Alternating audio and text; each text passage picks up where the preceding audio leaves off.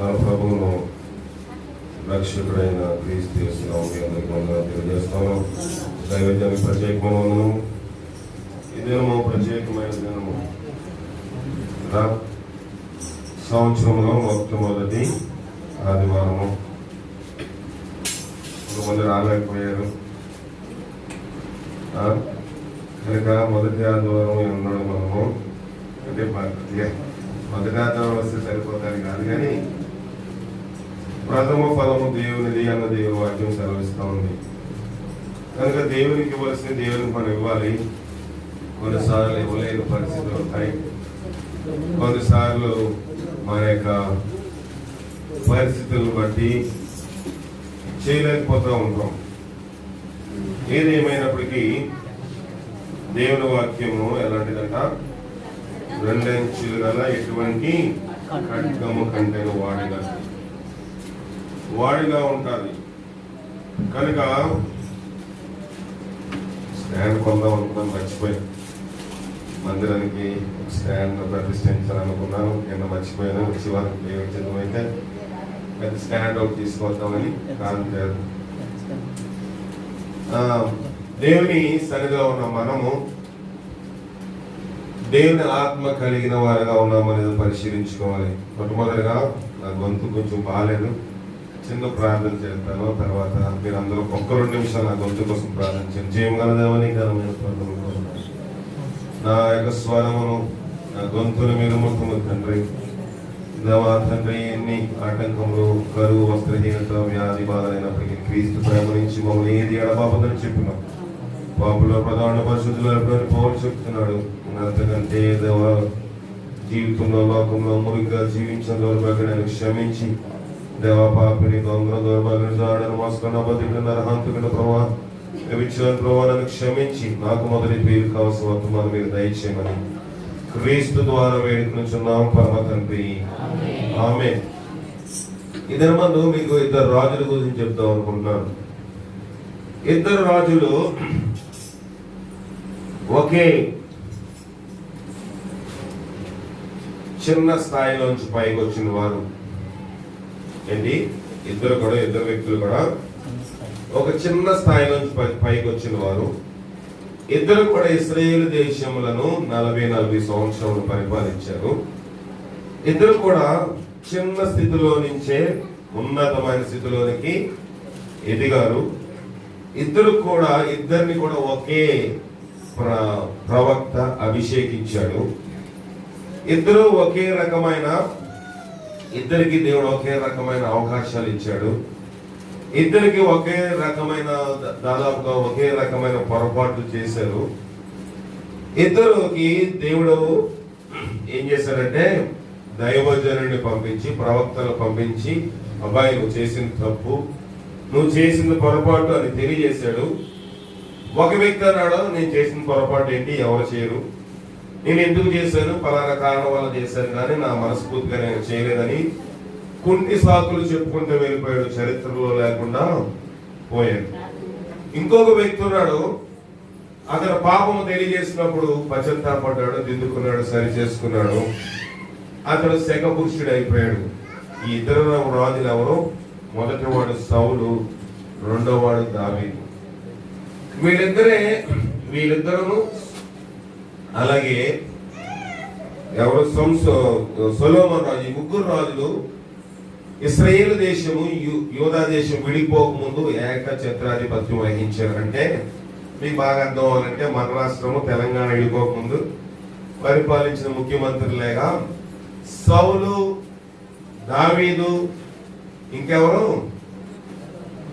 సొలొమోను. 3 మాత్రము యూదా దేశము, ఇశ్రాయేలు దేశం విడిపోక ముందు ఒకే ఇదిలో పరిపాలన చేశారు. అయితే దేవుడు ఏమన్నాడంటే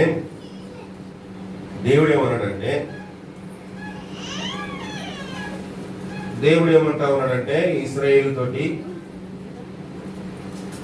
దేవుని వాక్యం సెలవిచ్చిన రీతిగా ప్రజలకి మొట్టమొదటిగా మనం న్యాయాధిపతులు రాసిన గ్రంథము ఆఖరి వచనంలో చూడండి ఏముంది. ఆఖరి వచనం న్యాయాధిపతులు రాసిన గ్రంథము ఆఖరి వచనం ఆ దినములలో ఇశ్రాయేలీయులకు రాజు లేడు, ప్రతివాడును తన ఇష్టానుసారముగా ప్రవర్తించుచు వచ్చెను. అయితే ఇశ్రాయేలుకి ఎప్పుడైతే రాజు లేడో ప్రజలందరూ అన్నారు, మాకు రాజు కావాలి, మాకు కూడా ఒక రాజు ఉంటే బాగుంటది, రాజు ఉంటే మంచి విందులు చేస్తాడు, అది చేస్తాడు, ఇది చేస్తాడు, ప్రజల యొక్క బాధలు తెలుసుకుంటాడు, మనం కూడా ముఖ్యమంత్రి ఉండాలో ప్రధానమంత్రి ఉండాలని ఎలాగనుకుంటామో ఇశ్రాయేలు కూడా అలాగే అనుకున్నారు. అయితే సమూయేలుని అడిగినప్పుడు సమూయేలు అన్నాడు, అయితే నేను ఏం చేస్తాను, దేవుని దగ్గరికి వెళ్ళి అడుగుతాను అని ఇశ్రాయేలు పక్షమున యోధా వారి పక్షమున సమూయేలు దేవుని సన్నిధిలోకి వెళ్ళి, ప్రభువా ఈ ప్రజలు వారికి రాజు లేడు కనుక మాకు రాజు కావాలి అని అనుకుంటున్నారు, ప్రభువా నువ్వు ఒక రాజుని ఇస్తావా ఏంటి, నీ చిత్తం ఏమైందంటే ప్రభు అన్నాడు, వాళ్ళకి రాజు అవసరము లేదు. రాజు ఉంటే కొన్ని కష్టాలు ఉంటాయి. రాజు ఉంటే ఎవరైనా అందమైన అమ్మాయి కనబడితే తీసుకెళ్లి పెళ్లి చేసుకుంటాడు, ఎవరైనా అడగలరా? అడగలేరు. రాజు ఉంటే ఆ ఇంటిలో మగపిల్లలు ఉంటే వచ్చి యుద్ధంలో మిలిటరీలో ఆర్మీలోని లేకపోతే ఎయిర్ ఫోర్స్ లోనో నేవీలో జాయిన్ అవ్వమంటాడు, ఖచ్చితంగా పంపించవలసిందే. కనుక రాజు ఉంటే మీకు బాగా ధాన్యం పండింది, పంట పండింది, రొయ్యల చెరువులు పండాయి, చేపల చెరువులు పండాయి, దాంట్లో 20% రాజ్యంలోకి మీరు ఏం చేయాలి, దత్తత చేయాలి, రాజ్యంలోకి మీరు విరాళాలు ఇవ్వాలంటే ఇవ్వాల్సిందే. ఇవన్నీ బాధలు ఉంటాయి. అబ్బాయి మీకు రాజు అవసరం లేదు, నేను రాజుగా ఉంటే సరిపోతుందని దేవుడు చెప్తే ఇశ్రాయేలు ప్రజలు దేవుని మాట లేదు, మాకు రాజు కావాలి అన్నారు. సరే, ప్రభుని ఏదైనా శోధిస్తే ప్రభు ఇస్తాడంట కదా. ప్రభుని మనం ఏదైనా శోధించి అడిగితే ప్రభు మనకి అది ప్రభు చిత్తం కాకపోయినప్పటికీ ప్రభు అనుగ్రహిస్తాడు. కనుక దేవుడు ఏమన్నాడంటే ఇశ్రాయేలుకి రేపు పొద్దునికి ఒక మనుషుడు వస్తాడు, 6 అడుగులు అజానుబాహుడు, బహు సౌందర్యవంతుడు, అతను మీకు రాజుగా ఉంటాడు అని చెప్పి ఏం చేశాడు, సౌలును సమూయేలు ప్రవక్త ద్వారాగా ఇశ్రాయేలు యూదా జనాంగం మీద రాజుగా అభిషేకించాడు. దేవుడు అభిషేకముతోటి సౌలు రాజు అయ్యాడు. చూడండి, 1 సమూయేలు గ్రంథము 9వ అధ్యాయము 16వ వచనం చూద్దాం. 1 సమూయేలు గ్రంథము 9వ అధ్యాయము 16వ వచనము. ఎట్లనగా నా జనుల మొర్ర నా యొద్దకు వచ్చెను, నేను వారిని దృష్టించి ఉన్నాను, కాగా ఫిలిష్తీయుల చేతిలో నుంచి నా జనులను విడిపించుటకు నా జనులైన ఇశ్రాయేలీయుల మీద ఏంటి ఏమన్నట, వానిని అధికారినిగా అభిషేకించుటకును రేపు ఈ వేళకు నేను బెన్యామీను దేశంలో ఉన్న ఆ మనుషుని యొద్దకు రప్పించుదును. సరిపోతుంది. ఎందుకంటే సౌలు రాజుగా అభిషేకించాడు, ఇశ్రాయేలీయులను ఎవరి చేతిలో విడిపించాలంట, ఫిలిష్తీయుల చేతిలోని విడిపించడానికి. మరి సౌలు ఎప్పుడైనా ఫిలిష్తీయుల చేతిలో ఇశ్రాయేలు విడిపించాడా? లేదు. ప్రభు చిత్తం ఏంటి, సౌలు ఇశ్రాయేలీయులను ఫిలిష్తీయులైన అన్య దేశంలోంచి విడిపించాలి. అందుకోసం దేవుడు ఏం చేశాడు, సౌలును రాజుగా ఏర్పాటు చేశాడు. దేవుని చిత్తం అది. కానీ దేవుని చిత్తం నెరవేరిందా? నెరవేరలేదు. దేవుని చిత్తం అక్కడ నెరవేరలేదు. ఎన్ని తలచినా ఏదంటే జరిగేది నీ చిత్తం అంటారు, జరగదు ఒక్కొక్కసారి దేవుని చిత్తము. దేవుని యొక్క చిత్తము నువ్వు ఈ ప్రదేశంలో ఉండాలి, దేవుని యొక్క చిత్తము నువ్వు పలానా స్త్రీని వివాహం చేసుకోవాలి, దేవుని యొక్క చిత్తము పలానా పురుషుని వివాహం చేసుకోవాలి, దేవుని యొక్క చిత్తము సమయం ఏం చేయాలి, తలకి కటింగ్ వేసుకోకూడదు, మంగళ షాప్ కి వెళ్ళకూడదు, అతను నాజీరు చేయబడిన వై పుట్టిన మొదలుకొని అతని తల మీద మంగళ కత్తి వేయకూడదు అని చెప్పాడు. మరి జరిగిందా దేవుని చిత్తము? జరగలేదు. సమూయేలు సౌలును రాజుగా అభిషేకించడానికి గల కారణము ఇశ్రాయేలీయులను ఫిలిష్తీయుల దేశంలో నుంచి విడిపించడానికి. అన్ని దేవుని చిత్తం మనం అనుకుంటాం. మనం అనుకూలంగా ఉంటే దేవుని చిత్తం అంటాం, మనం అనుకూలంగా లేకపోతే దేవుడు ఎందుకు ఈ కార్యం చేయలేదు. దేవుడి ప్రార్థన ఎందుకు ఆలకించలేదు? నేను ఉపవాస ప్రార్థనకి వెళ్తున్నానే, నేను దైవజనులతో పాస్టర్ గారితో నేను ప్రార్థన చేయించుకున్నానే, నాకెందుకు జరగలేదు అని అనుకుంటాం. దేవుని చిత్తము ప్రభా. కొంతమంది అంటారు ప్రభా ప్రార్థన చేస్తారు, ప్రార్థన చేసి ఇది నీ చిత్తంగా చేయి ప్రభా. మన ఇష్టము దేవుని ఇష్టంగా చేయమని అడుగుతాం. దేవుడు అనాది కాలమందు ఆదామును అవ్వను ఏర్పాటు చేసుకున్నప్పుడు వాళ్ళు ఆదాము గాని అవ్వ గాని ఆ పండు తినడం దేవుని చిత్తము కాదు. అని తిన్నారా లేదా? తిన్నారు. దేవుడు నీకు నాకు కామన్ సెన్స్ అంటారు ఇంగ్లీష్ లో, ఇంకిత జ్ఞానము. ఇక్కడ పాము ఉంది అనుకోండి, ఏం చేస్తాం? ఎదరికి వెళ్ళిపోతామా? ఇలా జంకుతాం. అంటే కమాండ్ వెళ్ళిపోతుంది. ఎక్కడికి వెళ్ళిపోతుంది? ఒక సంకేతము బుర్రలోకి వెళ్తుంది. ఆ బుర్ర చెప్తుంది వెనక్కి జరగమని. సెకండ్స్ లో జరిగిపోతుంది. అలా చూడగానే ఇలాగ అంటాం. అది చూడగానే కంటిలో నుంచి ఎక్కడికి వెళ్తుంది? సిగ్నల్ సంకేతము బుర్రలోకి వెళ్తుంది. బ్రెయిన్ చెప్తుంది వెనక్కి జరుగు అని. అది చూడగానే మనం ఏం చేస్తాము? కామన్ సెన్స్ అనేది, ఇంకిత జ్ఞానం ఉంది కనుక మనం తప్పుకుంటాం. బస్సు వేగంగా వస్తుందాం, వెనక తప్పుకుంటాం. బస్సు స్పీడ్ గా వస్తే కుక్కరిస్తే కొంచెం వెనక జంకుతాం. దేవుడు నీకు నాకు కామన్ సెన్స్ అనేది ఇచ్చాడు, ఇంకిత జ్ఞానము. వివేచించేది ఏది మంచి ఏది చెడో మనం యోచించే జ్ఞానం దేవుడు మనందరికి ఇచ్చాడు. సౌలుకు కూడా అదే జ్ఞానం ఇచ్చాడు. సౌలును అభిషేకించేటప్పుడే బెన్యామీను గోత్రము దేశంలో నుంచి ఒక మనుషుడు ఉన్నాడు. రేపు ఈ దినమకెల్లా ఈ సమయానికెల్లా అతడు ఇశ్రాయేలు మీద ఎలా ఉంటాడంట? రాజుగా ఉంటాడు. బాగుంది కదా? సరే, రాజు అయిపోయాడు. దేవుడు సౌలు రాజు చేసిన తర్వాత సౌలు ఒక యుద్ధానికి బయలుదేరాడు. గిల్బోయా, ఏ ప్రాంతం అది? గిల్బోయా ప్రాంతం. గిల్బోయా ప్రాంతం వెళ్ళినప్పుడు యుద్ధానికి వెళ్ళాడు. చూశాడు ఎంతమంది వెళ్ళారు యుద్ధం చేయడానికి? 3000 మంది వెళ్ళారంట. చరిత్ర బాగా అన్నాడు. మనకి కథలంటే బాగా ఇష్టం కదా. చిన్నప్పుడు ఎవరైనా ఏడిస్తే అనగనగా ఒక ఊళ్ళో అనగానే ఇక్కడ ఏం చేస్తారు? ఏడి పాపేసి అన్నం తినేస్తా ఉంటారు, మై మర్చిపోతారు. కనుక నేను కూడా, దేవుడు కూడా, యేసుప్రభువు వారు కూడా ప్రతి ఉపమాన రీతికి ఎందుకు చెప్పాడంటే, ప్రసంగాలు చెప్తే ఎవరికి ఎక్కే కాదు. బాప్తిసం ఇచ్చి యోహాను సర్ప సంతానమా, రాబో ఉగ్రత నుంచి మీకు బుద్ధి చెప్పేవాడు ఎవడంటే ప్రజలందరూ భయపడిపోయేవారు. ప్రభు యొక్క ప్రసంగం చేసే విధానం వేరు కనుక చిన్న చిన్న కథలు చెప్పి, ఇది నువ్వేనయ్యా, ఈ మనుషుడు నువ్వే, మీరు ఇలాగ ఉన్నారని చెప్పేవాడు. మనిషికి బాగా ఎక్కేది. కనుక నేను కూడా కథ చెప్తున్నాను. నేను యేసుప్రభువుకి భక్తుడినేం కాదు, కానీ దేవుడు ఇచ్చిన జ్ఞానంతో అనేకం. రాత్రి ఈ ప్రసంగం సిద్ధపడడానికి దాదాపు 3 అయిపోయింది. 3 గంటల వరకు నేను ప్రసంగం సిద్ధం చేసుకుని, ప్రభా నేను ఏదో వాక్యం చెప్తున్నా, 5 నెలల నుంచి ఇక్కడికి వస్తున్నాను కదా, ఒక ఆత్మకర ఉపయోగం నా వల్ల. నీ దైవజనులు మత్తీ గారు ఎంతో కాలం నుంచి దేవుని సేవ చేస్తారు. నీ ఆత్మలను నీ సన్నిధికి తీసుకొచ్చారు. నేను ఆ సేవలోని ఏదో కొంచెం పరిచయం ఉపయోగపడుతున్నాను. నా వల్ల ఏ ఆత్మ కూడా అభ్యంతర పడకూడదు. ఆ పరిచయకు సహాయంగా ఉండాలి, కానీ అభ్యంతర కారణంగా ఉండకూడదని రాత్రి గొంతు బాగా పోయినప్పటికీ ప్రార్థన చేసుకుంటూ కొంచెం లేచి కొంచెం కూర్చొని, నా ఒళ్ళు కొంచెం బలహీనంగా ఉన్నప్పటికీ 3 గంటల వరకు దేవుని సన్నిధిలో ఈ వాక్యం సిద్ధం చేస్తా ఉన్నాను. ఎవరు? గిల్బోయా దేశంలోని యుద్ధానికి వెళ్ళాడు. గిల్బోయా ప్రాంతం మీదకి ఎంతమంది తీసుకెళ్ళాడండి? 3000 మందిని తీసుకెళ్ళాడు. తీసుకెళ్ళిన తర్వాత సౌలు అన్నాడు వాళ్ళ సైనికులు చూసి, ఎంతమంది ఉన్నారయ్యా కొండ అవతల?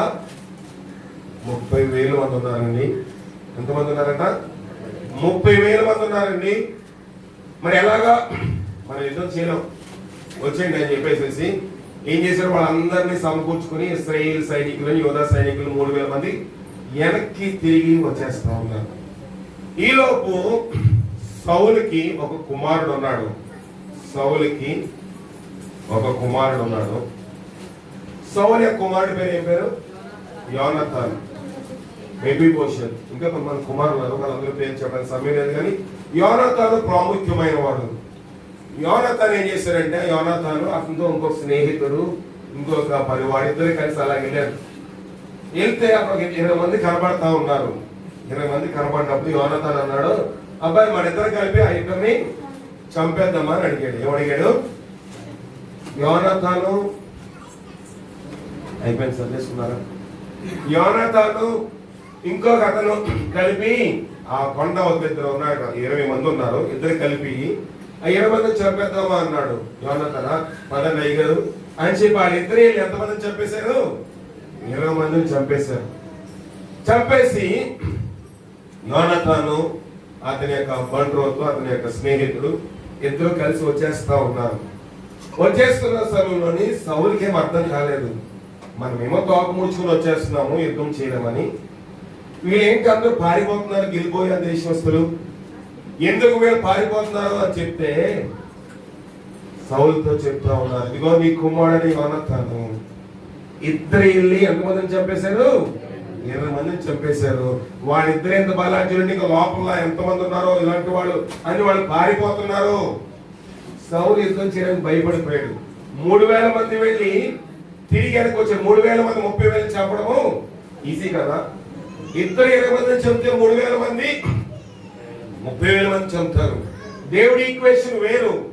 నీకు బలం ఉండాలి, నీకు ఐశ్వర్యం ఉండాలి, నీకు ఎంత రికమెండేషన్ ఉంటేనే నువ్వు సీఎంతో మాట్లాడగలవా? దేవుడు ఏర్పాటు చేస్తే రాజ్యం యొక్క సెంటర్ లోనికి నిన్ను నన్ను తీసుకెళ్ళిపోతాడు. ఒక్కొక్కసారి రికమెండేషన్ పనిచేయదు, ఒక్కొక్కసారి బల గర్వం పనిచేయదు. దావీదు ఉన్నాడు, దావీదు AK-47 తీసుకెళ్ళాడా గొలియాత్ మీదకి? ఏంటి మిషన్ గన్ తీసుకెళ్ళాడా? రివాల్వర్ తీసుకెళ్ళాడా? రైఫిల్ తీసుకెళ్ళాడా? ఎటువంటికి వెళ్ళి నున్నటి రాళ్ళు తీసుకున్నాడు అంతే. ఎన్ని ఉపయోగించాడండి? ఒకటే ఉపయోగించాడు. అది నేరుగా లెక్కగొట్టింది ఆ గొలియాతు నుదుటి కొట్టగా వాడు బోర్ల పట్టడానికి రాయబడింది దేవుని వాక్యంలో. దేవుని యొక్క ఈక్వేషన్ వేరు, దేవుని యొక్క లెక్కలు, దేవుని యొక్క పరిజ్ఞానం వేరుగా ఉంటది. దేవుడు ఏ రీతిగా ఎదుటి వ్యక్తిని నాశనం చేయాలని నాశనం చేస్తాడు, బ్రతికించాలంటే బ్రతికిస్తాడు. ప్రభు ప్రసిద్ధిగాంచిన అనేకమైన పాటలు పాడిన బాలసుబ్రహ్మణ్యం ఉన్నాడు. లక్షల వ్యయం చేసి కరోనా వ్యాధికి మందు వేయించుకున్నాడు. వారం 15 రోజులు బయటకు వచ్చేసాడు. బానే ఉన్నాను అనుకున్నాడు, ఏమైపోయాడు? సడన్ గా చనిపోయాడు. దేవుడి యొక్క ఈక్వేషన్ వేరు.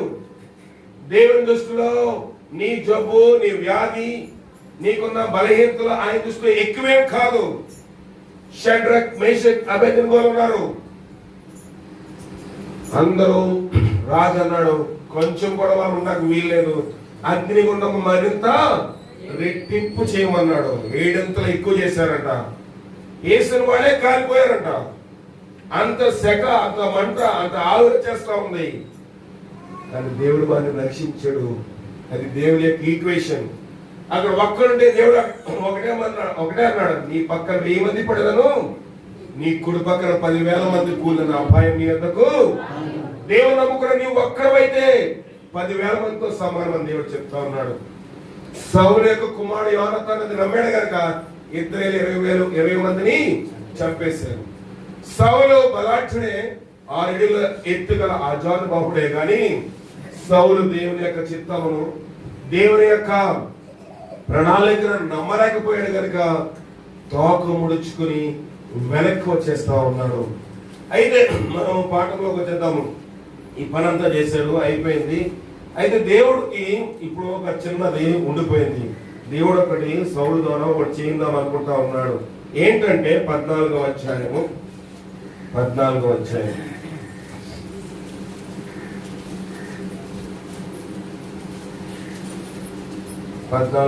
మొదటి వచ్చిన చదవండి. ఆ దినము సౌలు కుమారుడైన యోనాతాను తన తండ్రితో ఏమీ చెప్పక తన ఆయుధములను మోయి పడుచువారిని పిలిచి అవతలలో ఉన్న ఫిలిష్తీయుల తండ్రి కావలి వారిని హతము చేయపోదము రమ్మనెను. సౌలు గిబియా అవతల మిద్రోనులో దానిమ్మ చెట్టు క్రింద దిగి ఉండెను. అతని యొద్దనున్న జనులు దాదాపు 600 మంది. షీలోహులో యెహోవాకు యాజకుడకు ఏలీ యొక్క కుమారుడైన ఫీనెహాసుకు పుట్టిన ఇకోబోదు యొక్క సహోదరుడైన అహీటూబునకు జననమైన ఆహియా ఏఫోదు ధరించుకొని అక్కడ ఉండెను. యోనాతాను వెళ్ళిన సంగతి జనులకు తెలియక ఉండెను. యోనాతాను ఫిలిస్తీన్ల దండు కావలి వారున్న స్థలము సరిపోతుంది. మీకు ఆ భాగం చూపిస్తాను. ఎలాగే యోనాతాను ఆ దేశము గిల్బోయా దేశంలోని యుద్ధం చేశాడు. తర్వాత సమూయేలు అన్నాడు సౌలుతోటి, యుద్ధం చేయలేకపోయావు, మళ్ళీ నువ్వు యుద్ధానికి వెళ్ళాలి, నేను వస్తాను, ఆగు, నేను పూజ చేస్తాను, నేను బలి అర్పిస్తాను, ప్రార్థన చేసిన తర్వాత నీ యుద్ధం చేయద్ది గాని అని అడిగితే సౌలు ఆగలేదు. దైవజనుడు చేయవలసిన పని ఎవరు చేశారు? సౌలు చేశాడు. శాపగ్రస్తుడు అయిపోయాడు. అయినా దేవుడు విడిచిపెట్టలేదు. 15వ అధ్యాయం మొదలు వచ్చి మన దినమం చూడబోయేది 15వ అధ్యాయం మొదలు వచ్చి చూద్దాం. ఒకానొక దినమున సమూయేలు సౌలుని పిలిచి, యెహోవా ఇశ్రాయేలీయులను తన జనుల మీద రాజుగా అభిషేకించడమే నన్ను పంపెను. యెహోవా మాట వినుము. ఏం చెప్తున్నాడు? దేవుడు నన్ను పంపాడు. నేను మాట్లాడేది నా మాటలు కాదు. ఎవరి మాటలు? దేవుని మాటలు. కొంతమంది అనుకోవచ్చు దేవుని సేవకులు మాట్లాడుతున్నారని, అయ్యగారు మాట్లాడుతున్నారో లేకపోతే నేను మాట్లాడుతానో, ఇవి నా మాటలు కాదు. నా మాటలు అయితే మీకు ఆశీర్వాదం ఉండదు. నేను చెప్పే బోధ అయితే మీకు ఆశీర్వాదం. ఇవి దేవుని మాటలు, ఇది దేవుని వాక్యము అని మనం నమ్మకిస్తే మనకు ఆశీర్వాదం. అందుకే సమూయేలు సౌలుకి గుర్తు చేస్తా ఉన్నాడు. యెహోవా నిన్ను రాజుగా చేశాడు కదా, నీ అంత నువ్వు రాజు అయిపోయావా? ఈ ఎలక్షన్ పెట్టుకున్నావు, మనుషులు నిన్ను రాజుగా చేయమని అడిగారు, నువ్వు రాజు అవ్వలేదు. ఎవరు రాజుగా చేశాడు? నిన్ను యెహోవా నిన్ను రాజుగా చేశాడు. నువ్వు ఆయన మాట విను. ఏం చెప్తున్నాడు దేవుడు? సైన్యములకు అధిపతి యెహోవా సెలవిచ్చినది ఏమనగా, అమాలేకీయులు ఇశ్రాయేలు చేసిన జ్ఞాపకమే వారు ఐగుప్తులో నుండి రాగానే అమాలేకీయులకు వారి విరోధులై మార్గమందు వారి మీదకి వచ్చింది కదా, నీవు పోయి కనికరింపగా అమాలేకీయులు హతము చేయము. పురుషులు, స్త్రీలు, బాలురనేమి, ఇంకేమన్నట, పసి పిల్లలనేమి, ఎద్దులనేమి, గొర్రెలనేమి, ఏంటిగా ఒంటెలనేమి, గార్ధవం అంటే గాడిదలనేమి, అన్నిటిని హతము చేసి వారి కలిగినంత బొత్తుగా పాడు చేసి అమాలేకి నిర్మూలన చేయమని చెప్పాను. కొంతమందికి అనుకుంటారు, ఏంటి దేవుడు ఎంత క్రూరుడా? దేవుడు పురుషులు పెద్దలంటే కొన్ని ఏదో తప్పు చేశారు అనుకోవచ్చు, చిన్నపిల్లలు కూడా చంపేయమంటాడు. ఏంటి చిన్నపిల్లలు ఏం తప్పు చేశారండి? వీళ్ళు చేసిన దానికి వాళ్ళ పిల్లలు బలిచ్చేస్తున్నారు ఎందుకు? తల్లిదండ్రులు ఏదో పాపం చేశారు, వాళ్ళ బట్టి వీళ్ళు బలైపోవడం ఏమిటి అని అడుగుతూ ఉంటారు. కానీ దేవుడు ఎందుకు అమాయకులను చంపేశాడు? దేవుడు అమాయకులను చంపేయడానికి, దేవుడు అమాలేకీయులు చంపేయడానికి కారణం ఏంటి? ఇశ్రాయేలీయులు అమాలేకీయుల ఊర్లోంచి వస్తున్నారండి. ఎక్కడి నుంచి? ఐగుప్తు నుంచి కానాను దేశంలోకి వస్తున్నప్పుడు మార్గ మధ్యలో అడ్డేస్తారు, తోవ కట్టేశారు. కట్టేస్తే అన్నాడు, వాడు నా ప్రజలు, వాళ్ళు మీకేం అపకారం చేసేవాళ్ళు కాదు, మీరు వారిని పోనిచ్చేయండి అయ్యా, వాళ్ళు వదిలిపెట్టేయండి.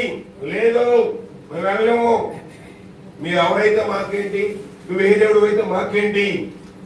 ప్రభు అన్నాడు, నేను వారి పేర్లను జీవ గ్రంథంలో నుంచి తొలగించేస్తానని చెప్పాడు మోషేతో. ఇది అయిపోయి 400 సంవత్సరాలు అయిపోయింది. ఎన్ని సంవత్సరములు?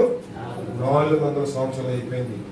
దేవుడు వీరేమైనా మారుతారేమో, అమాలేకీయులు ఏమైనా దేవుని సన్నిధిలో నుండి వారు విధేయులై వారు చేసిన తప్పులకి పశ్చాత్తాపడతారేమో అనుకున్నాడు. కానీ వాళ్ళ పశ్చాత్తాపము పడలేదు. దేవుడు కూడా మన తప్పు చేసిన వెంటనే కొన్నిసార్లు శిక్ష రాదు. నన్ను ఎవరు చూడలేదే మనం అనుకోవచ్చు, లేకపోతే నాకు శిక్ష రాలేదు కదా, ఇది తప్పు కాదేమో, దేవుడే పశ్చాత్తాపడ్డాడేమో, నేను చేసింది కరెక్టే కదా, అందుకే నాకు ఏ అపాయం రాలేదని మనం అనుకోవచ్చు. కానీ దేవుడు కొన్నిసార్లు అలా వేసి 400 సంవత్సరాలు ఆగిపోయాడు. దేవుడు ఆగిపోయిన తర్వాత దేవుడు అన్నాడు, పెద్దవాళ్ళు మొదలుకొని చిన్నవాడు వరకు, పశువులు, ఎద్దులు, గాడిదలు, మేకలు, ఆస్తి అంతా నాశనం చేసేమని చెప్పాడు. క్యాన్సర్ వ్యాధి వచ్చిన వాళ్ళకి ఆ కణాలన్నీ తీసేసిన తర్వాత ఆఖరిగా కీమోథెరపీ అని ఇస్తారు. కీమో ఇస్తారు. కీమో అంటే ఏంటి? అవన్నీ వ్యాధి కణాలు చంపేసిన తర్వాత శరీరంలో మంచి భాగంలో కూడా ఒక లేయర్, ఒక పొరను కాల్చేస్తారు. కీమోథెరపీ అంటే ఒక రేడియేషన్ రూమ్ లో తీసుకెళ్తారు, గదిలోకి తీసుకెళ్లి ఆ తరంగాల ద్వారా, రేడియేషన్ ద్వారా మనం శరీరం మీద ఒక లేయర్, ఒక పొరను కూడా కాల్చేస్తారు. ఎందుకు? ఏమైనా చెడు ఉండిపోతే ఆ పొరలోని అది కూడా పూర్తిగా వ్యాధి నిర్మూలన కావడం కోసం. దేవుడు కూడా అంతే. అమాలేకీయులు సమాజానికి చెడ్డవారుగా, అమాలేకీయులు సమాజానికి ఎందుకు పనికిరాని వారుగా ఉన్నారు, సమాజానికి కీడుగా ఉన్నారు. పెద్దలేంటి, చిన్నలేంటి అందరినీ నాశనం చేశారు.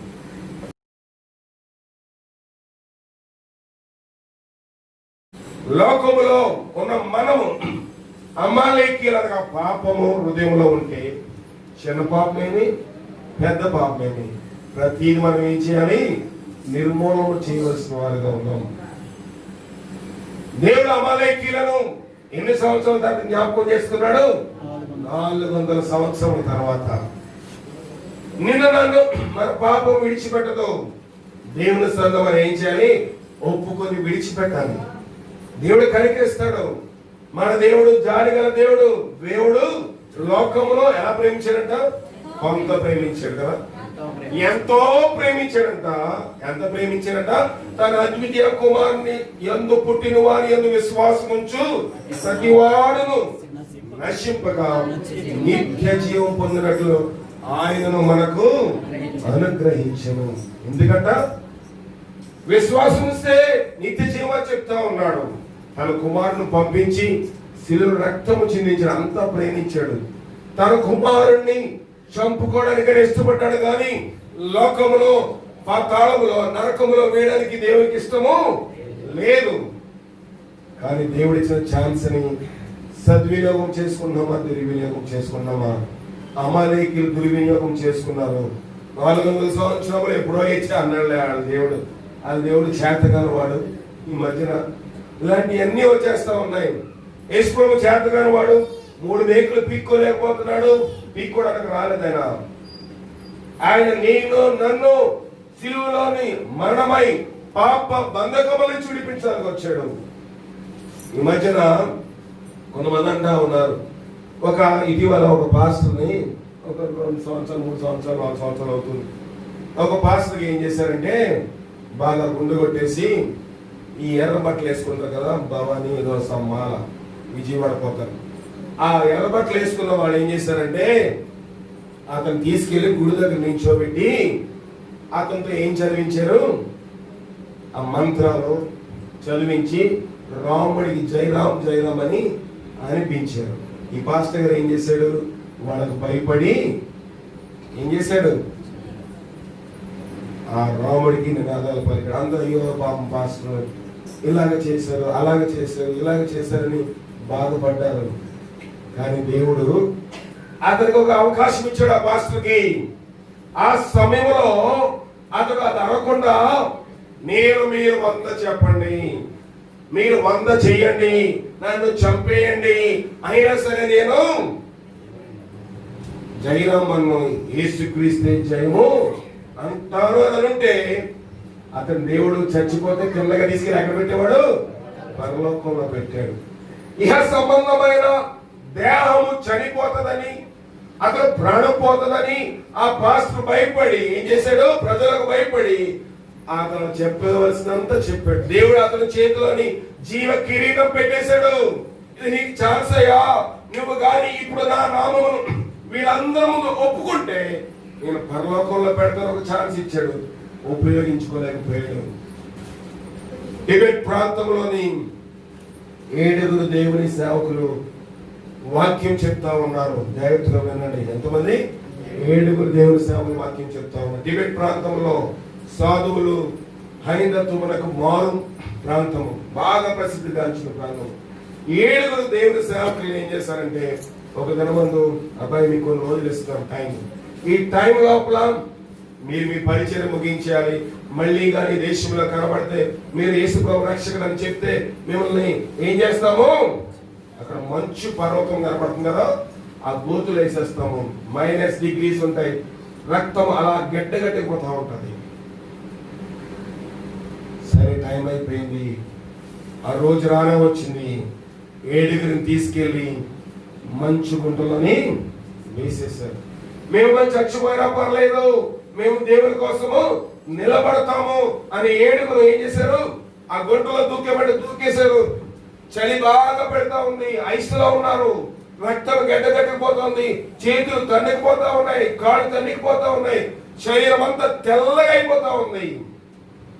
అందులో ఒకడు 7 ఒకడు, అయ్యా నాకు దేవుడు వద్దు, మీరేం చెప్తే చెప్తాను అని చెప్పేసి బయటకు వచ్చేసాడు. పరలోకం నుంచి 7 జీవ కిరీటాలు వచ్చేసే వాళ్ళ కోసము 6 జీవ కిరీటాలు వాళ్ళ మీద పెట్టేశాడు దేవుడు. చనిపోయారు, పరలోకం వెళ్ళిపోయారు.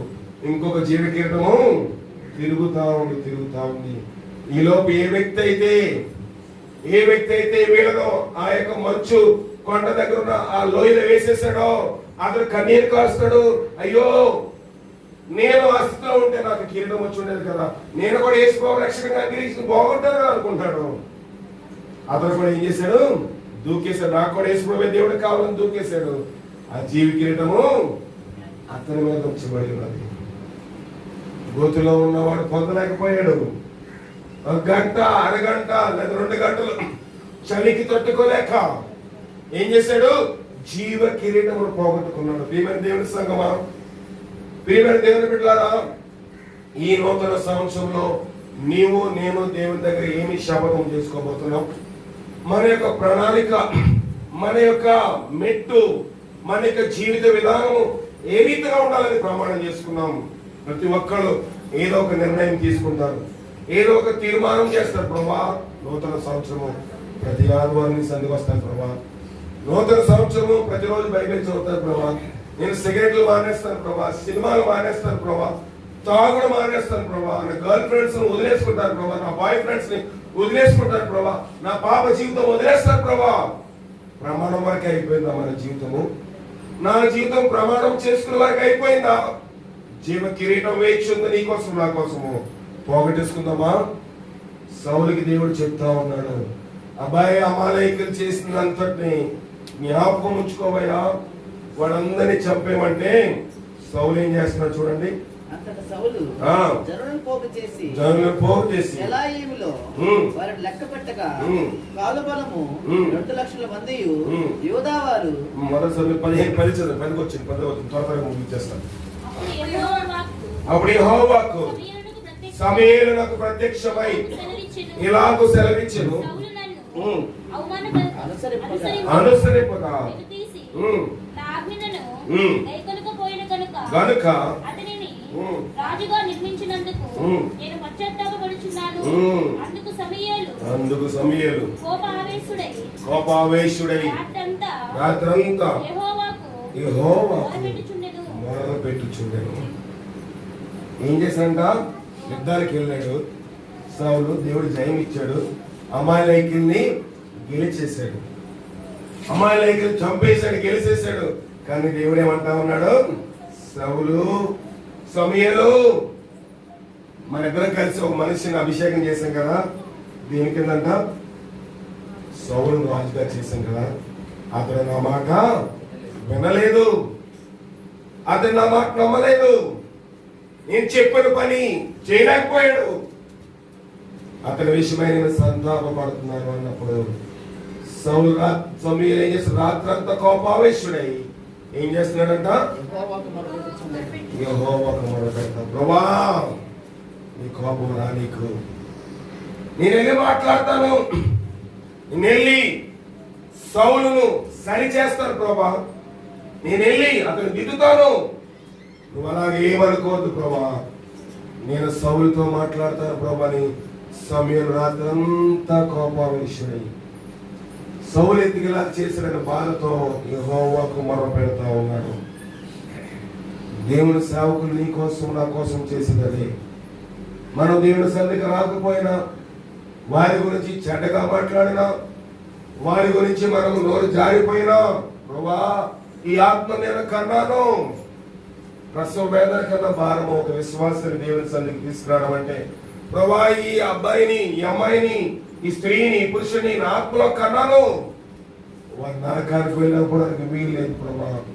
నీ నిమిత్తము, నా నిమిత్తము దేవుని సేవకులు విజ్ఞాపన చేస్తా ఉన్నారు. ఇక్కడ సమీల్ అదే చేస్తా ఉన్నాడు, విజ్ఞాపన చేస్తా ఉండి ఏం చేశారంట? 11వ వచనం చదవండి. అనుసరింపక గైకొనకపోయిన కనుక అతని రాజుగా నియమించినందుకు నేను పశ్చాత్తాపడుచున్నాను.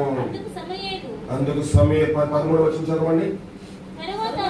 తరువాత అతడు సౌలు యొద్దకు రాగా సౌలు యెహోవా వలన ఆశీర్వాదం కలుగును గాక, యెహోవా ఆజ్ఞను నేను నెరవేర్చేసాను. ఏమంటాడు? దేవుని ఆజ్ఞ నెరవేర్చాడు. దేవుడు ఏమన్నాడు? సమయంతో ఆడిన మాట వినలేదు. ఆడి గాడిదలు కాసుకుని వాడిని తీసుకొచ్చి ఏం చేశాను? అందలం ఎక్కించాను. అంతేనంటారు. ఆడి గాడిదలు కాసుకుని వాడిని తీసుకొచ్చి, నిజంగా గాడిదలు కాసుకుని వాడే సౌలు. తండ్రి గాడిదలు ఎక్కడికో పోతే వెతుకుతున్నాడు. ఆ టైంలో దేవుడు అతను వెతికి రాజుగా చేశాడు. నేను రాజుగా చేశాను, నా మాటలు వినలేదు. జెండా పాతేశాడు ఎవరు? సౌలు. జయకేతనం ఎగరేసేసాడు. నేను అమాలేకీయుల మీదకి యుద్ధం వెళ్ళాను, యుద్ధంలో జయం పొందానని జెండా ఎగరేసాడు. ఎగరేయగానే ఇప్పుడు ఎవరు వస్తున్నారు? రాత్రి అంతా ప్రార్థన చేసుకుని సమూయేలు కిందకు వస్తా ఉన్నాడు. వచ్చినప్పుడు ఇదిగో నేనంతా చేశానయ్యా, దేవుని మాట విన్నాను, దేవుని చిత్తం నేను నెరవేర్చాను అంటాడు. అన్నప్పుడు సమూయేలు తోటి సౌలుతో సమూయేలు అన్న మాట 14వ వచనం చదవండి. నాకు వినబడుచున్న గొర్రెల అరుపును ఎడ్ల రంకెలను ఎక్కడవి? సమూయేలుతో ఎప్పుడైతే సౌలు సమూయేలు తోటి, అయ్యగారు, పాస్టర్ గారు, దైవజనుడా, నేను దేవుని చిత్తము నెరవేర్చను అన్నాడు, వెనకాతల నుంచి ఒక బ్యాక్గ్రౌండ్ మ్యూజిక్ వస్తుంది. ఏంటది? మేకలు, గొర్రెలు అరుస్తా ఉన్నాయి. ఎక్కడి అయ్యా? ఎక్కడి నుంచి వచ్చాయి? ఎక్కడి నుంచి తోలుకొచ్చావు వీటిని? ఈ నిషిద్ధమైనవి ఎక్కడ కనబడుతున్నాయి, ఎందుకు వినబడుతున్నాయి అని అడిగినప్పుడు అందుకు సౌలు అమాలేకీయులు జనులు వీటిని తీసుకొచ్చారు. నీ దేవుడైన యెహోవా. ఎవడ దేవుడు అంట? నీ దేవుడు, నా దేవుడు కాదు. చూడండి, దేవుడికి సౌలుకి కనెక్షన్ తెగిపోయింది. ఇంకేం చేశాడంట? చదవండి. నీ దేవుడైన యెహోవా జనులు గొర్రెలను ఎడ్లను మంచి వాటిని ఉండనిచ్చి మిగతా వాటన్నిటిని నిర్మూలన చేసిగా అనగా సమూయేలు నీవు మాట్లాడపనలేదు. యెహోవా రాత్రి నాకు సెలవిచ్చిన మాట నేను నీకు తెలియజేతును. సౌలు చెప్పమనెను. అందుకు సమూయేలు నువ్వు అల్పుడుగా ఉన్నప్పుడు ఇశ్రాయేలు గోత్రంలో ఏమైపోయావంట? శిరస్సు తలకాయగా చేశానయ్యా నిన్ను. యెహోవా ఇశ్రాయేలు మీద రాజుగా అభిషేకించినకు యెహోవా నిన్ను సాగనంపి నీవు పోయి అమాలేకీయులను నిర్మూలన చేయము. వారు లయమగు వరకు వారితో యుద్ధము చేయమని సెలవిగా నీవు ఎంతకింత యెహోవా మాట దోపుడు మీద ఎగపడి ఆయన దృష్టికి కీడు చేసి ఏం చేశారంట? కీడు చేశారంట. అందరినీ చంపేశాడు అన్నాడు. ఏమన్నాడు? ఎందుకంట పెట్టాడంట? యెహోవాకు భలే అనిపించాడు. నువ్వు ఇద్దరు ఫ్యాన్ దొంగతనం చేసావు అంటే గుళ్ళో ఇవ్వడానికి డొనేషన్ అంటే ఎలా ఉంటుంది? బాగుంటుందా? నువ్వు ఎందుకు లంచం తీసుకున్నావు? గుళ్ళో చర్చిలో ఇన్వర్టర్ లేదండి, ఇన్వర్టర్ కొనడానికి అంటే ఎలా ఉంటుంది? సౌలు చెబుతున్న మాటలు అలాగే ఉన్నాయి. హాస్పిటల్లోని ఒక స్త్రీ ప్రార్థన చేసుకుంటుంది, మార్మోస్ పొందింది. మార్మోస్ పొందిన తర్వాత మధ్యాహ్నము భోజనం చేయడానికి లంచ్కి ఇంటికి వచ్చి పడుకుంటే కింద పడిపోతుందట. లంచ్ బదులు ఎక్కడ పడిపోతుంది? కింద పడిపోతుంది. చిత్రకొండ ఒరిస్సా ప్రాంతంలో నాయన సేవ చేసిన ప్రాంతంలో జరిగిన సంఘటన చెప్తా ఉన్నాను. కింద పడిపోతుంది. మళ్ళీ ప్రార్థన చేసుకుని మళ్ళీ మంచం మీద పడుకుందంట ఆవిడ. మళ్ళీ కనబడిపోతుంది. ఆ రోజుల్లోని ఫోన్స్ లేవు. 85 సంవత్సరాలు జరిగిన చరిత్ర. ఉత్తరం రాసింది, అయ్యగారు నేను మంచం మీద పడుకుంటే కింద పడిపోతున్నాను, ఏదో నాకు అర్థం కావట్లేదు. సరే 4 రోజుల తర్వాత అయ్యగారు ఆ ప్రాంతాన్ని దర్శించడానికి వెళ్ళినప్పుడు ఆవిడని అడిగారు, అమ్మా నువ్వు ఎక్కడ పడుకున్నావు? మంచం మీద పడుకున్నాను. ఏ మంచం అది? గాడ్ రోజు మంచం అండి. ఎక్కడి నుంచి తెచ్చాము? అది హాస్పిటల్ మంచం అండి. ఏ మంచం అది? హాస్పిటల్ మంచం. మరి ఎందుకు? దొంగతనం కదా, మా డాక్టర్ పట్టుకెళ్ళమన్నాడండి. ఆడొక దొంగ. ఈవిడికి ఏం చేశాడు? ఆయన పట్టుకెళ్ళమన్నాడు. వీడు మార్మోస్ పొందినప్పుడు దేవుడు ఆత్మ ఏం చేస్తుంది? ఆ మంచము నీది కాదు, అది పేద ప్రజల కోసం హాస్పిటల్ రోగులు పడుకోవడానికి ఇచ్చిన మంచము, నువ్వు సుఖించడానికి వీలు లేదు. ఏం చేస్తుంది దేవుడాత్మ? తోసేస్తా ఉంది. సౌలు చేస్తున్న పని అదే. దొంగ సొమ్ము తీసుకొచ్చి ఉండిలో వేస్తే పుణ్యం వస్తుంది. అది హైందవ సిద్ధాంతంలో సెట్ అవుతుందేమో కానీ క్రైస్తవ సిద్ధాంతంలో సెట్ కాదు. ఏం చేస్తారు? కొంతమంది హాస్పిటల్ దొంగలించుకు వచ్చేస్తారు, టాబ్లెట్స్ దొంగలించుకు వచ్చేస్తారు, బెడ్స్ దొంగలించుకు వచ్చేస్తారు, లంచాలు తీసుకుంటారు, అవి ఇవి దొంగలించుకొచ్చి ఇంట్లో పెడతారు. నాకు దైవజనుడు ప్రసంగంలో చెప్తా ఉన్నాడు. ఆయన టీచర్, క్లాస్ టీచరు డైరీలో రాసి పంపించిందంట, మీ అబ్బాయి పెన్సిల్ దొంగతనం చేసాడని, వచ్చి కలవండి. వెళ్ళాడు. ఎక్కడికి వెళ్ళాడు? స్కూల్కి వెళ్ళాడు. ప్రిన్సిపల్ దగ్గర, అబ్బాయి అయ్యా ఏమండి సార్, మీ అబ్బాయి పలానా పెన్సిల్ దొంగతనం చేశాడు, మీరు డిసిప్లిన్ లో పెట్టండి అంటే ఇక్కడ ఏం చెప్తున్నాడు? నువ్వు ఎందుకైనా దొంగతనం చేసావు? మా ఆఫీస్లో చాలా పెన్సిల్స్ ఉన్నాయి. ఒక దొంగ, అది కొడుకు ఒక దొంగ. ఆఫీస్ లో పెన్సిల్ ఈ బాబు సొమ్మ, ఇలా ఈ సొమ్మ. అక్కడ ఆఫీస్ లో వాడడానికి తీసుకొచ్చిన పెన్సిల్ నీకు ఇచ్చేదాను కదా, నువ్వు ఎందుకు దొంగతనం చేసావు? ఆడు దొంగ గారికి ఆడు కొడుకు కూడా ఏమయ్యాడు? దొంగ అయ్యాడు. దేవుని సన్నిధికి వస్తున్నాం మనము. దేవుని సన్నిధిలో ఉన్న మనము ఏవి దేవునికి అర్పణగా తీసుకొస్తున్నాం, ఏవి దేవునికి కానుకగా తీసుకొస్తున్నాం. సమీలు అదే చెప్తా ఉన్నాడు. ప్రభు అన్నాడు, అసలు ఏమి వాళ్ళ ఆస్తి కూడా వద్దని చెప్పాడు దేవుడు. అన్నాడు కదా, వాళ్ళ ఆస్తిని అంతా పూర్తిగా ధ్వంసం చేసి నిర్మూలన చేసి అంటే క్రొవ్విన వాటిని ప్రభా చూత ఎలా పోనిచ్చేద్దామండి, వదిలేయండి. చూత ఎలాగండి? మంచి కొవ్వుని తోడండి, అవి మేకలండి, దేవునికి అర్పణ చేద్దామో తెచ్చామండి. అర్పణ అవసరం లేదన్నాడు దేవుడు. దేవుడు కయ్యను అతని అర్పణ యెహోవా లక్ష్యము చేయలేదని ఉన్నది. ఇంకేం చేశారంట? ఆదారుని ఒక్కడ ప్రాణంతో అందరు చంపేశారంట, రాజుగారిని మాత్రము చంపలేదు. చెస్ తెలుసు ఎంతమంది ఆడతారు? చెస్ ఆడేవాళ్ళు తెలుసది. అందరినీ లేపేసిన రాజుగారిని ఒక్కడ ఉంచితే మాత్రము ఆ చెస్ లో ఆట ఓడిపోయినట్టు కాదు. అందరూ నా రాజుగారిని ఒక్కడ చంపేస్తే చెస్ లని గెలిచినట్లే. అందరినీ చంపాడంట. ఎవరు చెప్పండి? సౌలు. ఆగాగు నుంచాడంట అమాలేకుల రాజుని, క్రొవ్విన వాటి నుంచాడంట. ఎంత భయంకరమో! ప్రభు కోపం వచ్చింది. ప్రభు కోపం వస్తే అంటా ఉన్నాడు, నేను అస్వసిద్ధంగా చేయలేదు, ఈ నీ దేవుడు యెహోవాకి ఎవరన్నారు? జనులు కావాలన్నారు, అలా చెప్తే చేశాను, ఇది తప్పేంటి? నన్ను మాత్రం నీవు ఆశీర్వదించు. చూడండి, మొదటి సమయాలు 15:24 చదవండి. 15:24. సౌలు జనులకు జడిసి వారి మాట వినునందున నేను యెహోవాజ్ఞను నీ మాటలను మీరి పాపము తెచ్చుకుంటుని. ఎవరి మాటకు భయపడ్డాడంట? జనుల మాటకు లోకంలోకి లొంగిపోతాం. అయ్యో ప్రార్థనకి వెళ్తే సర్టిఫికేట్ మార్చుకోవాలని ప్రార్థన రాలేదు. మా ఊర్లోని పేర్లు మార్చిన కొంతమందికి పేర్లు మార్చిన వాళ్ళ పాత పేర్లు అయ్యో ఉన్నాయి. వాళ్ళకి ఓట్లు ఎలక్షన్ రాసుకునేటప్పుడు ఎలక్షన్ రాస్తారు కదా, ఓట్లు రాసుకొని ఇంటికి వచ్చిన మీ పేరు ఏం పేరంటే ఆవిడ చెప్పింది నా పేరు చూసానండి, నా పేరు నవాబు అని చెప్పారు. అంటే భార్య భర్తలు. ఏంటమ్మా మీరు ఎలా చేస్తే మీకు రేషన్ కార్డు తీసేస్తాము, మీకు రేషన్ కార్డు ఉండదు, మీరు క్రైస్తవులు అయితే ఓసీలో వస్తారు, ఫార్వర్డ్ క్యాస్ట్ లోకి వస్తారంటే మా కార్డు లేకపోయినా పర్లేదు, మీరు పేరు రాస్తే రాయండి, మాకు ఓట్లు లేకపోయినా పర్వాలేదు. నిలబడుతామా దేవుని కోసము, పేరు మార్చుకుంటాం దేవుని సన్నిధిలో, ఆ పేరుతో పిలిపించుకునేదే ఉండదు. పేరు మార్చుకుంటాం దేవుని సన్నిధిలో, ఆ పేరు పిలుచుకుంటే నాకు క్రైస్తవుడు అనుకుంటారేమో.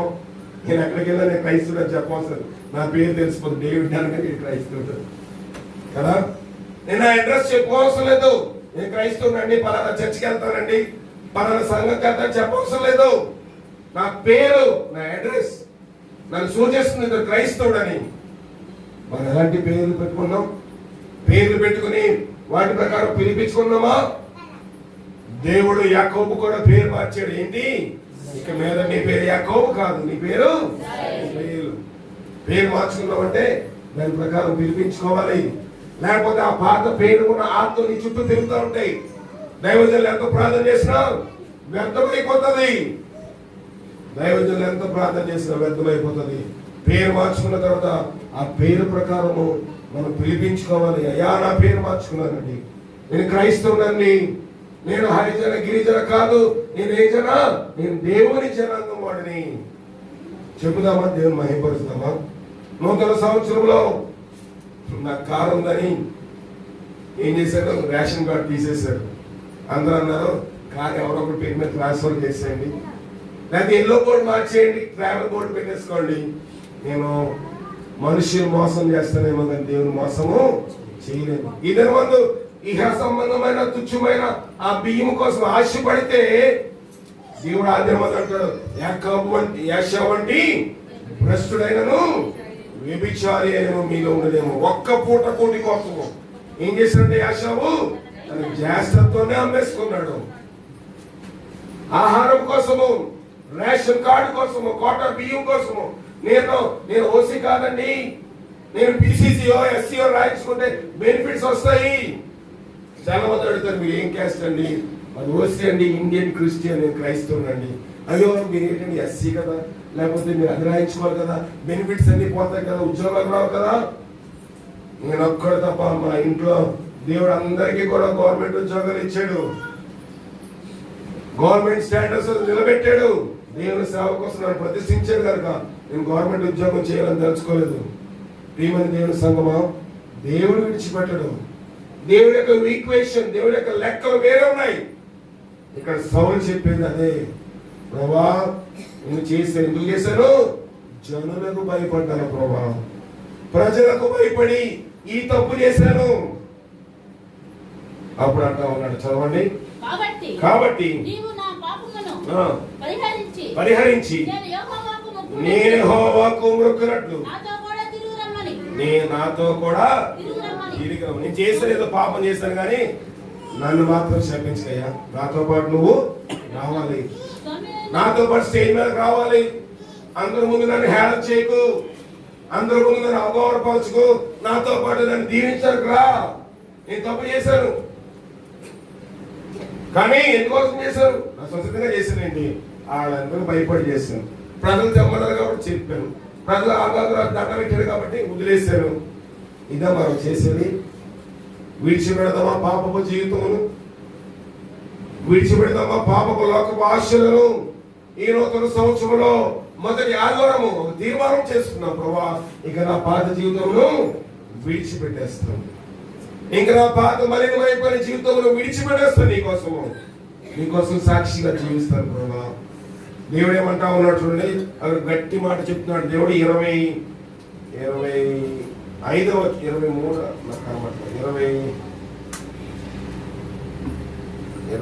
అనుకుంటా,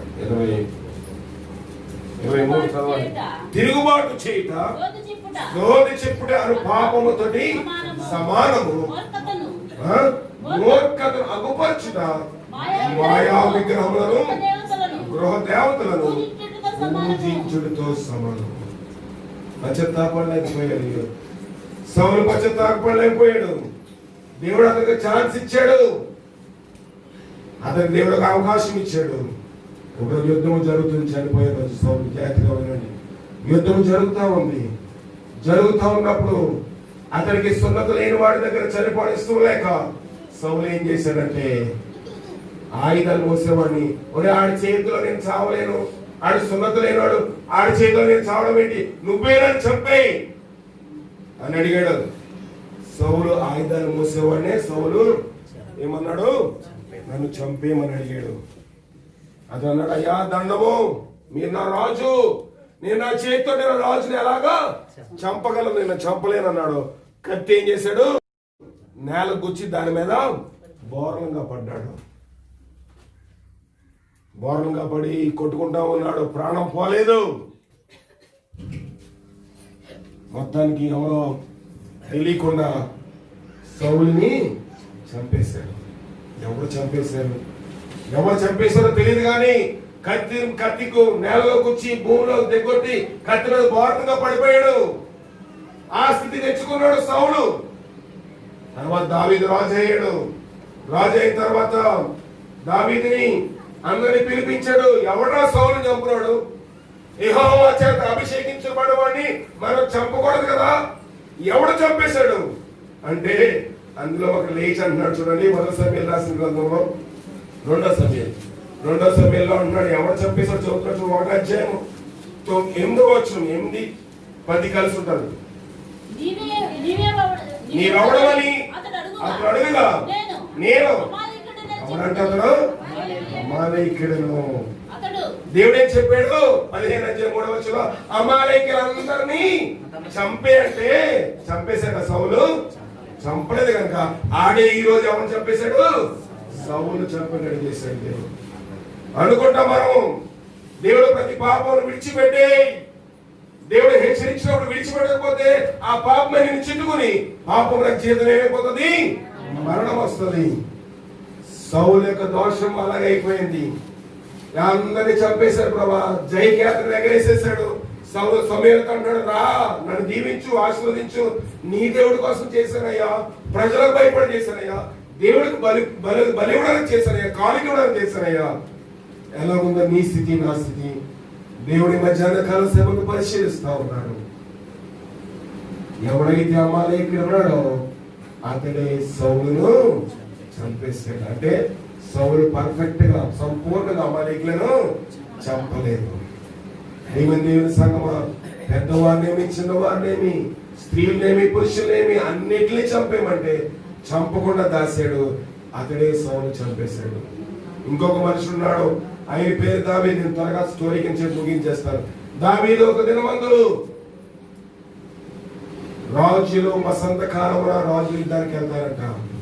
యుద్ధానికి వెళ్ళవలసిన సమయంలో ఎక్కడికి ఎక్కాడు రాజుగారు, డాబా ఎక్కాడు, టెర్రస్ ఎక్కేసాడు. ఎక్కి తిరుగుతా ఉన్నాడు. బాగా బజ్జీలు తినడానికి గ్యాస్ ఎక్కువైపోయింది కదా అయ్యగారికి. తిరుగుతా ఉన్నాడు డాబా మీద. తిరుగుతూ ఏం చూశాడు, స్నానము చేస్తున్న ఒక స్త్రీని చూశాడు. అవసరం తిరగలేకపోయాడు. తన సైనికుడి యొక్క భార్యకి బాత్రూమ్ ఉంది కానీ బాత్రూమ్ మీద కప్పు లేదు, అలాంటి బాత్రూమ్స్ కట్టించాడు. దాన్ని చూడండి, తిరుగుతా ఉన్నప్పుడు స్నానం చేసే స్త్రీ కనబడినప్పుడు తీసుకురండి ఆవిడ్ని. రాజుగారు చెప్పారుగా, తీసుకొచ్చేసారు. పాపం చేసేసాడు. పాపం చేసిన 3వ నెల వచ్చింది. అయ్యా ఏంటిది, నేను గర్భవతిని అయిపోయాను, నీవు నన్ను కనడం వల్ల నేను గర్భవతిని అయిపోయాను, ఏం చేయమంటారు? నీ భర్త లేడా? నా భర్త ఉన్నాడు, నా భర్త గారి కలిసి 6 నెలలు అయిందయ్యా, యుద్ధంలో ఉన్నాడు, మిలిటరీలో ఉన్నాడు, నీ బదులు అతను యుద్ధము చేస్తా ఉన్నాడు. వెంటనే లెటర్ రాశాడు యుద్ధంలోనికి, అబ్బాయి అతను పంపించు. ఎవడతను? ఉరియాని పంపించు. ఉరియాతో అన్నాడు, వెళ్ళి పడుకో, నువ్వు ఎందుకు యుద్ధంలో బాగా చేస్తావు, యుద్ధం అలసిపోయి కదా, వెళ్ళి నీ భార్యతో ఎంజాయ్ చేయి, సంతోషించంటే ఉరియా అన్నాడు, నా ప్రజలకు యుద్ధం చేస్తున్నప్పుడు నేను సంతోషించలేను. ఇది నేను భార్యతోటి సుఖ సంతోషాలు అనుభవించే సమయం కాదు. నేను ఎవరయ్యా? ఇక్కడే ఉంటాను, నీ దాసుడను, నీ సైన్యంలో ఉన్న నమ్మకమైన వాడిని. అదే చేతులు లెటర్ పంపిస్తా ఉన్నాడు. అబ్బాయి, యుద్ధం ఎక్కడ బలంగా ఉంటే, ఎక్కడ ఎన్కౌంటర్ జరిగితే అక్కడ ఇటు పెట్టి లేపేసేయండి. పాపాన్ని కప్పుకోవడానికి ఎన్కౌంటర్ చేయించేశాడు దావీదు. ఒక నిర్దోషిని చంపించేశాడు. చచ్చిపోయాడు ఉరియా. ఇప్పుడు ప్రజల సానుభూతి కోసం చెప్తా ఉన్నాడు. ఆవిడ యూరియా భార్య బెత్షెబా, ఆవిడ ఎంతో భర్తను పోగొట్టుకుంది. అతని యొక్క భర్త సైన్యంలో చచ్చిపోయాడు కనుక ప్రతిఫలంగా ఆమె నా భార్యగా చేర్చుకుంటాను. సబ్బుతో డెటాల్తో పాపాన్ని కడిగేసుకుని మాఫీ చేద్దాం అనుకున్నాడు. దేవుడు ఊరుకోలేదు. దేవుడు ఒక రోజు నాతాను ప్రవక్తను పంపిస్తూ ఉన్నాడు. నాతాను ఒక స్టోరీ చెప్తా ఉన్నాడు, వింటా ఉన్నాడు. అలాంటి వాడు రాజ్యంలో ఉండడానికి వీలేదు అని చంపేయాలి. ఎన్నో ప్రకాలు కల్పన పలికాడు. నాతాను ప్రవక్త అన్నాడు, ఆ మనుషుడవు నీవే, ఆ మనుషుడవు నీవే. ఆ భార్యను నువ్వు పాపము చేసి ఆ పాపను కప్పేయడానికి అతని భార్యని మెంటల్లో ఎన్కౌంటర్ దగ్గర పెట్టి చంపించేస్తావు. ఆ మనుషుడు నీవే అన్నప్పుడు వణికిపోతున్నాడు రాజు. దావీదు పశ్చాత్తాపడుతున్నాడు. 51 సంఖ్యను చూసి ముగించేద్దాం. 51వ అధ్యాయము చదువుదాం. పైన 51వ అధ్యాయం పైన ఒకటి వచ్చింది మాట్లాడుతా చదవండి. 51వ అధ్యాయం మీద చిన్న అక్షరాల్లోనే రాస్తాడు. దావీదు బెత్షెబాకు వెళ్ళిన తరువాత నాతాను ప్రవక్త అతని ఎద్దకు వచ్చినప్పుడు రచించిన గీతం అంట ఏమంటా ఉన్నాడు? చదవండి. దేవా, నీ కృప చెప్పున నన్ను కరుణింపుము, నీ వాత్సల్య బాహుళ్యము చెప్పున నా అతిక్రమం తుడిచి, నువ్వు నా పాపంలో క్షమించాలి, నేను అర్హుడను కాదు. నీ కృప కోసం నీ దగ్గరకు వచ్చాను ప్రభా. ఇంకేమంటా ఉన్నాడు? మూడవ వచనం, నా అతిక్రమం నాకు తెలిసే ఉన్నవి, నా పాపం ఎల్లప్పుడూ నా ఎదుటే ఉన్నది. నీకే విరోధముగా నేను పాపము చేస్తున్నాను. 14 వచ్చి చదవండి. దేవా, నా రక్షకర్త దేవా, రక్తపరాధము నుండి నన్ను విడిపింపుము. అప్పుడు నాలుక ఇంకా కింద చదవండి. 16 వచ్చము, నీవు బలిని కోరువాడు కావు, అర్పిస్తాను, దహన బలికి ఇష్టమైనది కాదు. సౌలేమన్నాడు, దహన బలికి ఇస్తాను ప్రభా, నీకు క్రొవ్వున దోళ్ళిస్తాను ప్రభా అని సౌలు అంటున్నాడు. దావీదు అన్నాడు, దహన బలికి ఇష్టమైనది కాదు. నీకు 100 గొర్రెలు కావాలి ఇస్తాను, 100 మేకలు కావాలి ఇస్తాను, 100 ఆవులు కావాలి ఇస్తాను, 100 బర్రెలు కావాలి ఇస్తాను. మరి అరగట్లేదు ప్రభా, నా హృదయం అడుగుతున్నావు. దేవా, విరిగిన మనసును వినడను అలక్ష్యము చేయు. విరిగిపోతా ఉన్నాడు దావీదు, నలిగిపోతా ఉన్నాడు, పశ్చాత్తాపడ్డాడు, దిద్దుకున్నాడు, సరి చేసుకున్నాడు. 1000 సంవత్సరాల తర్వాత అదే జన్మలో నుంచి యేసు ప్రభువు వచ్చాడు. దావీదు కుమారుడు అని పేరు తెచ్చుకున్నాడు. దావీదు పట్టమందు ఆ నేడు రక్షకుడు మీ కొరకు పుట్టినాడు. చరిత్రలో స్థిరస్థాయిగా నిలిచిపోయాడు. పాపము చేశాడు, చేయలేదని అంటలేదు, కానీ నన్ను ఒప్పుకొని దేని బిడ్డలాగా ఈ నూతన సంవత్సరంలో ఈ మొదటి ఆదివారంలో మన దోషంతో కొట్టుకుని వెళ్ళిపోదామా? దోషంలో పశ్చాత్తాపడదామా? మన పశ్చాత్తాపడిన పరిశుద్ధాత్మ శక్తి మనకు సహాయం చేసి కాపాడుతుంది.